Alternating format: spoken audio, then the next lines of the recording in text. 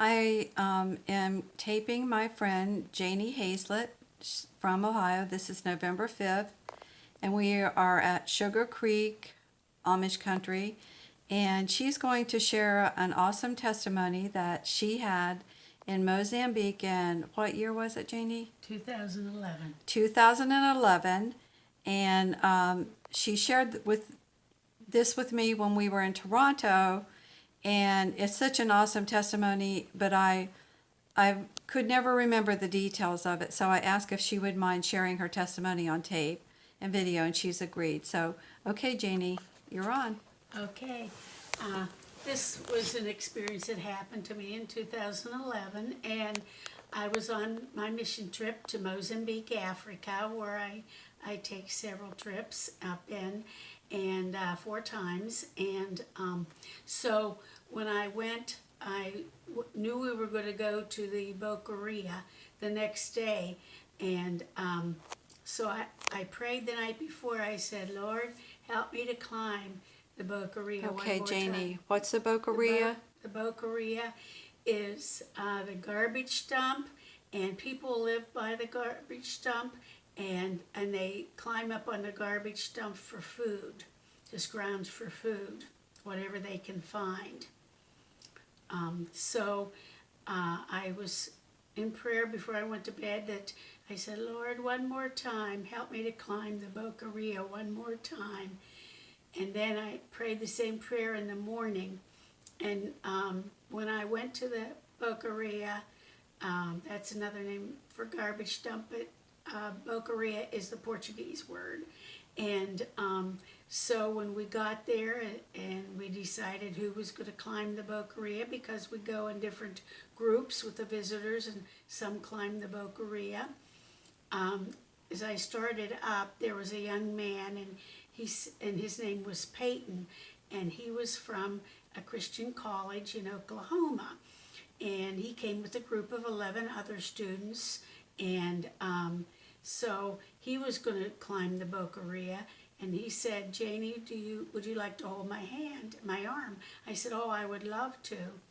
And when you climb the Boca Ria, there's no easy way to climb it, because it's there's nothing to hold on to, and I prayed that the Lord would help me for balance. There's nothing to hold on to. The Boca Ria is taller than a 2-story house. Now it's taller than a 3-story house, but at that time it was taller than a 2-story house. So I started up, and as you go up a little pathway, then you climb through different things like food peelings, plastic bottles, flip-flops, and other stuff that happens to be in the Boca Ria. And so as we were starting up, I was holding on to Peyton's arm, and all of a sudden I said to him, oh, I think I'm going to fall. And as I went and I was going to fall, I felt like a hand dropped down from the Boca Ria, all the way from, like you can imagine, a 2-story house down to where I was, and that's how long the hand was. And so I grabbed a hold of the hand, and it was like I was holding on to a rock. I was just going to be climbing like a 10-year-old up the dump.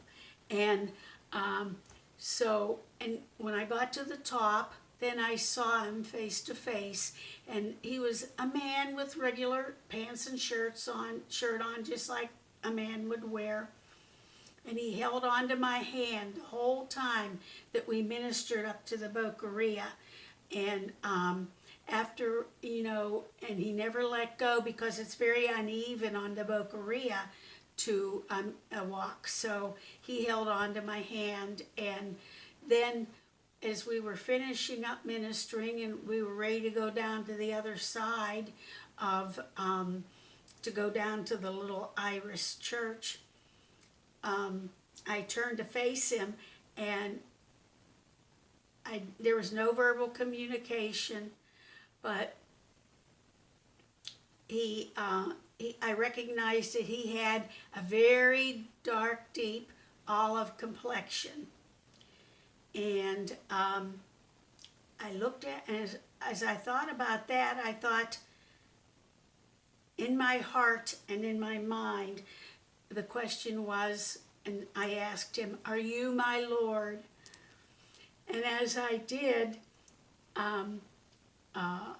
he turned his head to the right, and lights just shot out of his eyes for like darts, and they flew about a foot ahead of us, and a foot from his eyes, and then he was trying to tell me yes without any verbal communication, and then he turned back to me, and I looked at him again, and he had an dark olive green complexion, and he was about 6'4", and he had brown eyes, short hair, and no beard. And so then we turned to go down to the little church again, and we turned and walked down, he was holding my hand again. And then we got down to the bottom of the Boca Ria, which is quite a climb down, and as it was up.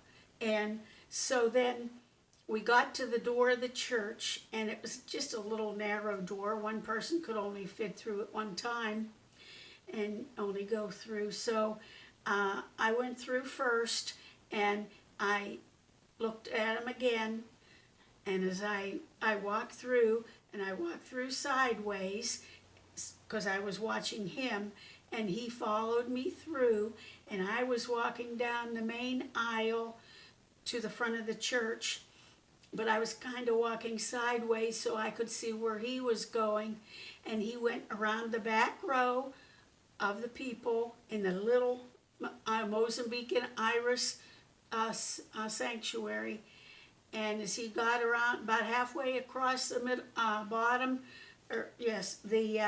back row, he disappeared. And I asked another girl that was up on the Boca Ria with me, I said, "Did you happen to see the man that was up on the dump helping me?" And she said, "Yes, that was Peyton, and he was on our trip with us." And I thought to myself, she did not see him. And that was really amazing to me. I mean, it was God's blessing. And then, though, as Heidi said, the Lord appears in the dump quite often because people there are so humble and so much in need and so dependent on him that if he doesn't show up, literally, they'll be dead. So Heidi said he shows up many times in the Boca Ria, and that happened to be there one time when he was helping me. So I went back 2 years later, and it was like 3 stories high, and I thought, no, I can't climb it this time. But the Lord helped me up and down the last time, and you can't get any better than that. So I praise the Lord for that. Yes, that's awesome, Jayne. Thank you so much for sharing that. I have no doubt that Jesus helped you up there, and that's just amazing. You're a beautiful person. Thanks, Jayne.